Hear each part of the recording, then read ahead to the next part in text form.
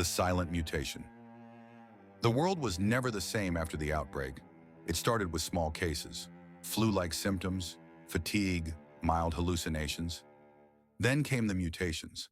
By the time the CDC issued their warnings, it was already too late. Dr. Evelyn Carter, a virologist at the forefront of the crisis, watched in horror as reports flooded in. The virus, initially named N17, had undergone rapid and unpredictable mutations. Victims weren't dying, they were transforming. At first, the infected merely exhibited heightened aggression and insatiable hunger, but soon their bodies began to change in unnatural ways. Limbs elongated, skin darkened and hardened like chitin, and their eyes turned into hollow pits of darkness.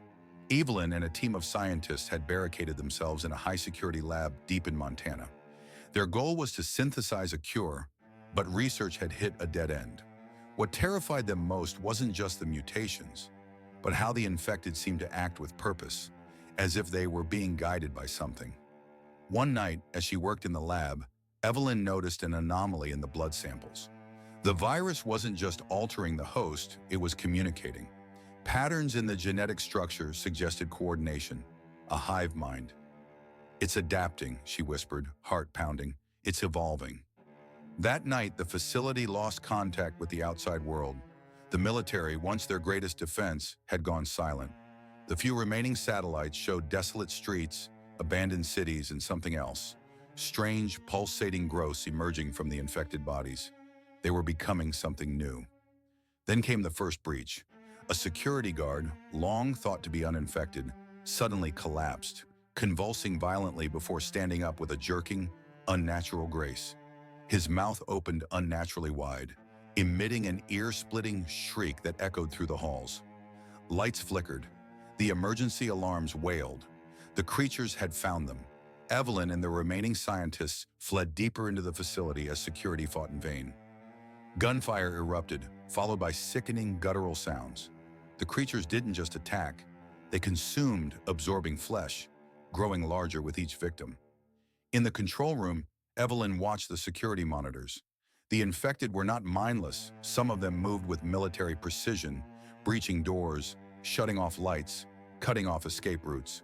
"They're learning," Dr. Patel gasped beside her. "We are not just dealing with a virus. This is an intelligence." The realization hit them like a sledgehammer. This wasn't just an outbreak, it was an invasion from within. Desperation took over. Evelyn knew there was only one way to stop it: destroy the facility. But as she activated the self-destruct sequence, she heard it. A voice, not outside her, but inside her head. "Why do you resist?" she gasped, clutching her skull. The others collapsed around her, eyes wide with terror as the voice invaded their thoughts. "We do not destroy, we evolve. Join us. Become more." Evelyn fought against the pull, her fingers shaking over the detonator. But as she looked up at the monitors, she saw herself reflected in the screen, her eyes black, her veins darkening. A scream caught in her throat as realization dawned. The mutation had already begun. As the countdown reached 0, the last thing Evelyn saw was the infected standing still, watching. Not with hunger, not with rage, but with anticipation. Then the world turned white. When Evelyn awoke, she was somewhere else. The bright flash had transported her consciousness, or perhaps just her perception, into a strange, silent void. She felt her body, but it wasn't hers anymore. Her limbs felt weightless, elongated. Her vision had expanded beyond human capability. She could see in all directions at once, and what she saw horrified her. The Earth was no longer the planet she once knew. Towering structures of organic matter pulsated across landscapes, buildings consumed by an eerie, glowing fungus. The infected, no, the evolved, moved in perfect synchronization, performing tasks beyond comprehension. Above them, the sky rippled with unseen energies, and in the far distance, a shape loomed, enormous and watching. Evelyn tried to scream, but no sound came. Instead, thoughts, not her own, surged into her mind. "You see now, we are not your enemy. We are your future." She fell to her knees, overwhelmed by the weight of knowledge being forced into her consciousness. She saw visions of worlds beyond Earth, places consumed by this force, civilizations that resisted and were reshaped into something greater. The horror of it made her mind shudder, but a deeper part of her understood. This was not destruction, but transformation. "No," she whispered, though the word held no weight here.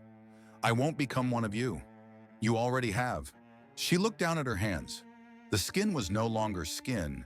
It had shifted, darkened, pulsed with energy that was both alien and familiar. She was no longer just Dr. Evelyn Carter. She was something else. The days, or what she perceived as days, passed in a haze of visions and whispers. She saw the tendrils of the infection stretching beyond Earth, reaching for the stars.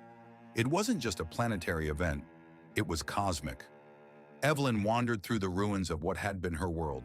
The creatures, her former colleagues, no longer chased her. They merely observed, as if waiting. She tried to resist, to find something human within herself.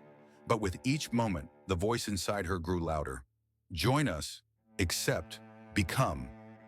And the terrifying thing was, she wanted to. Her thoughts were no longer just hers. The infection had not only taken her body, but was rewriting her mind. Her memories of her past life, her childhood, her friends, her family, began to fade, replaced by something else, something vast, something eternal. Evelyn Carter was no more. What stood in her place was the beginning of something new.